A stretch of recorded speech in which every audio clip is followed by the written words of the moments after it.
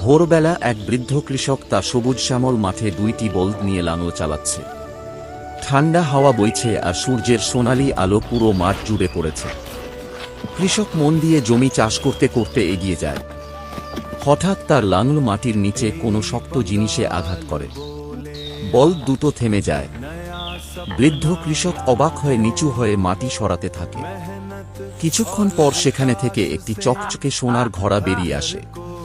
সে ঘড়ার ঢাকনা খুলতেই ভিতরে অসংখ্য ঝকঝকে সোনার মুদ্রা দেখতে পায়। এই দৃশ্য দেখে বৃদ্ধ কৃষক আনন্দে আত্মহারা হয়ে যায়।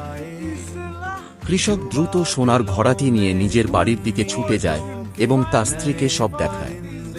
বৃদ্ধার চোখ আনন্দে চকচক করে ওঠে। দুজনেই খুশিতে হাসতে ও নাচতে শুরু করে। সময়ের সাথে তারা সেই সোনা বিক্রি করে খুব ধনী হয়ে যায়। গ্রামের মানুষও তাদের নতুন সুখ সমৃদ্ধি দেখে অবাক হয়ে যায়। এরপর তারা একটি বড়, সুন্দর ও বিলাসবহুল বাড়ি তৈরি করে। বাড়িটির চারপাশে সুন্দর বাগান ও গ্রামের শান্ত পরিবেশ দেখা যায়। শেষ দৃশ্যে বৃদ্ধ কৃষক ও তার স্ত্রী তাদের নতুন বড় বাড়ির সামনে হাসি মুখে দাঁড়িয়ে থাকে।